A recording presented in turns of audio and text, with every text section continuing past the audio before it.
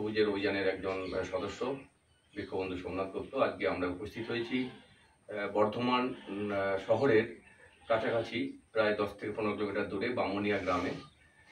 এখানে একটি উপস্থিত হয়েছি সত্যি করে একটা কাজ করার জন্য, যেটা করতে এসে খুব নিজেরও খারাপ লাগছে।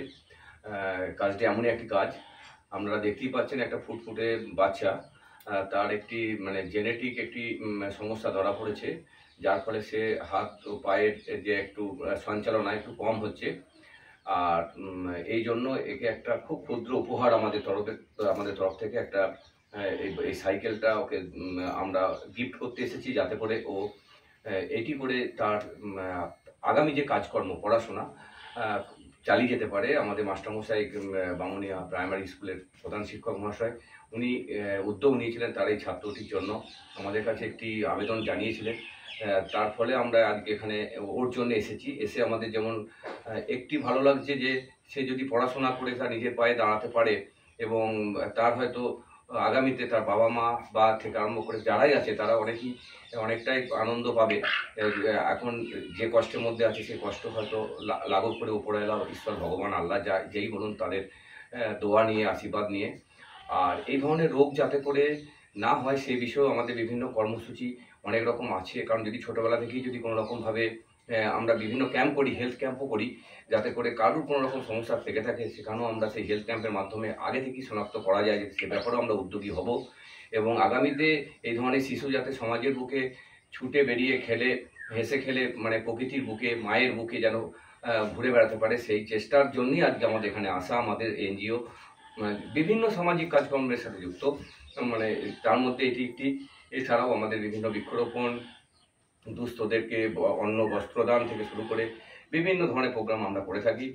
আর আমরা চাইবো আমাদের এই প্রোগ্রামের অঙ্গীকার হতে বা সাথী হতে সমাজের যারা বিভিন্ন মানুষজন আছেন, যারা আর্থিক দিক দিয়ে বা মানসিক দিক দিয়ে বা যে কোনোভাবে যদি আমাদেরকে সহযোগিতা করতে পারে এই ধরনের কাজকর্ম করার জন্য, আমরা খুব আনন্দিত হব।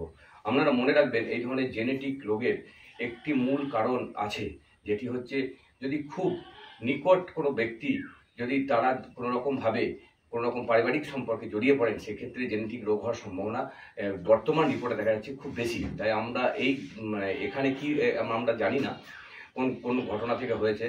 যদি কোনো সময় পড়তো এটা, তাহলে এই ফুটফুটে ছেলেটা হয়তো আগামীতে আরও খুব সুস্থ হয়ে উঠতো। এবং আমরা প্রার্থনা করবো ঈশ্বরের কাছে, আল্লাহর কাছে, যে অবশ্যই যেন এর যেটুকু হয়েছিল 4 বছর পর্যন্ত খুব সুস্থ ছিল, তারপরে যেন আগামীতেও যেন সুস্থতা লাভ করে, সব কিছুকে হারিয়ে রেখে সে যেন সব কিছু জয় করে, এটাই আমাদের প্রার্থনা রইবে।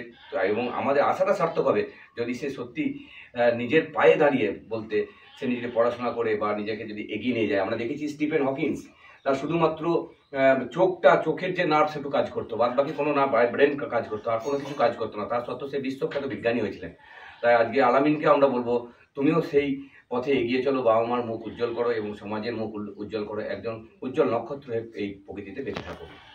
ধন্যবাদ। আজকে আমাদের সাথে উপস্থিত আছেন আমাদের শ্রী সবুজের এনজিও এর অনির্বাণ রায় মহাশয়, আছেন জামাল উদ্দিন বাবু, আছেন আমাদের প্রাইমারি স্কুলের মাস্টারমশাই, আছে ছেলেটির বাবা,